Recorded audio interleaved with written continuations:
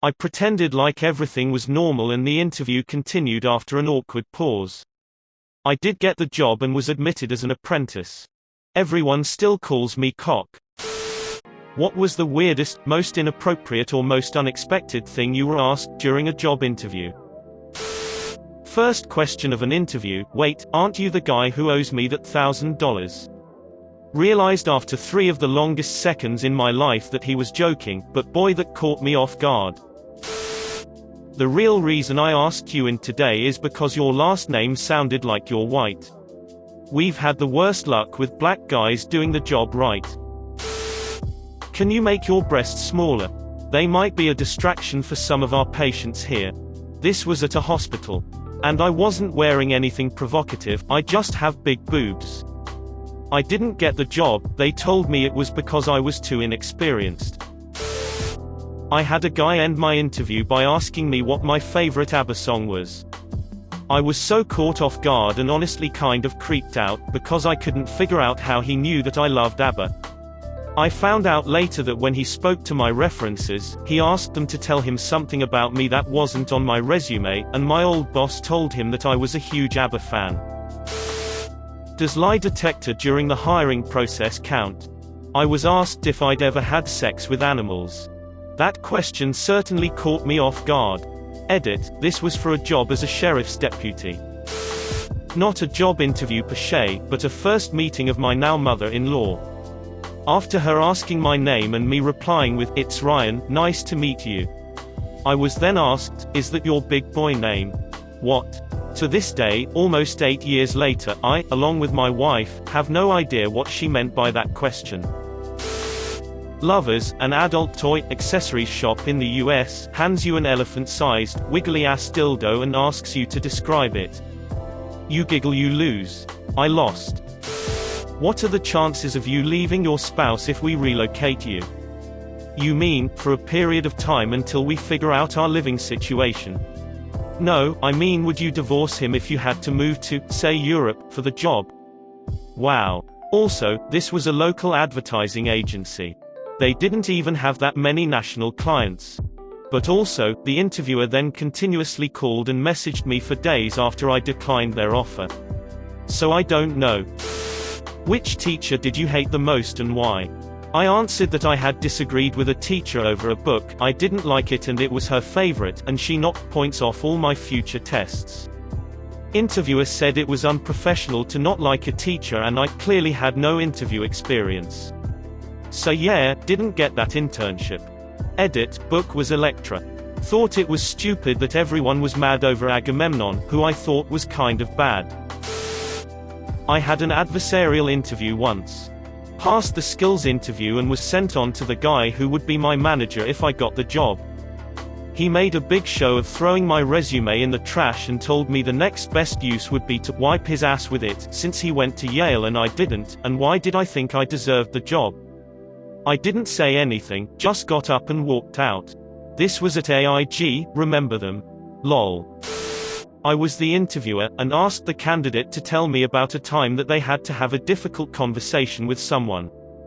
His answer: well, my friend's boyfriend was abusing her, so I told him that I would kick his ass if he didn't stop. He didn't stop, so I had to follow through and beat him up. It was hard, but I had to follow through on my commitment to helping my friend. He did not get hired for the job working with children. I was interviewing for a hiring manager position at a temp agency in Toledo, Ohio. The interviewer asked me, how comfortable would I be if a business client only wanted to hire certain types of employees? I probed for more information. After several probing questions, it was apparent that some of the businesses who hired this agency to find talent only wanted people from certain zip codes and wanted to omit certain zip codes altogether. I did not get the job because I stated that I would find and deliver the most qualified candidate regardless of where they lived. No biggie. I am in a much better place now. M61. Late 70s State College. I was looking for a part-time gig while going through school. Dude at a small engineering firm called me in response to my resume and arranged a 7 p.m. interview since I had class till 6. First 20 minutes were fine and fairly standard questions.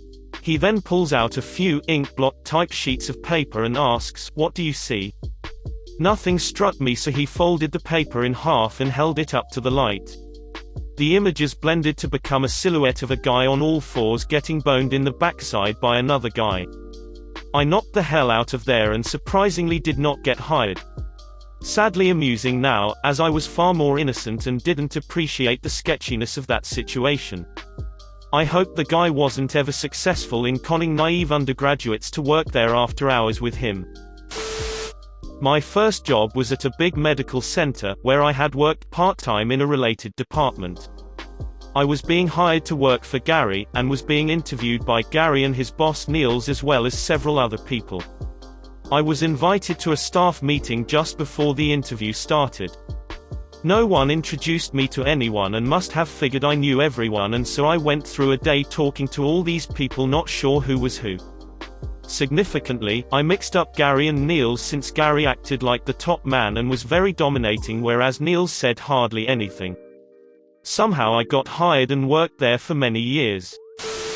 I was a private nanny. I have been asked many questions that wouldn't be considered appropriate in any other job interview. I've been asked how often I shower, whether I have ever been to a therapist, psychiatrist, if I am promiscuous, if I have ever had an affair with an employer, how much I typically eat in a day, do I have a partner, what religion I am, whether I was gay or straight, if I had ever been bribed or had anyone ever attempt to bribe me, whether I had ever taken nude pictures, etc. Not all in the same interview. Would I be okay with going shirtless? Small private casino company that mostly did charity fake money events with prizes like champagne and chocolates. Corporate gigs, etc. I was hired as a blackjack croupier, and that's the job I went for, advertised as above. Corporate events and charity events, dealing blackjack. Must be good with people. If you knew me, that would make your gut bust. The woman interviewing me gave me the job, then asked would I be willing to wear just collars and cuffs like a male stripper. Turns out they also did stag and hen nights and would ask new employees if they'd like to be considered for those shifts. But it requires the women to wear bikinis and men to wear only collars and cuffs, no shirt but wearing dress pants. They paid twice the rate for it. Was not expecting that question. I can be honest. This was quite a while ago, and I was interviewing for a janitorial position at a private middle school. The interview was going well. The interviewer was asking me why I wanted to work there, what my previous job experience was, etc. The bog standard interview questions. Out of absolutely nowhere, he asks, "You're not attracted to underage girls, are you?" I was taken aback for a moment, and just sort of stared at him waiting for clarification. I think it only occurred to him after having said it how weird the question was, and he quickly started to give some context. Turns out the previous janitor had attempted some sexual advances on some underage students. I was just there to sweep the floors for some cash. Not commit a felony. I was asked over the span of about 5 questions if I would let employees steal. What would you do if you saw a customer walk out the door with a product? I would tell the manager and not confront them, the correct answer for almost all retail companies, but not this one apparently. What if it was your store?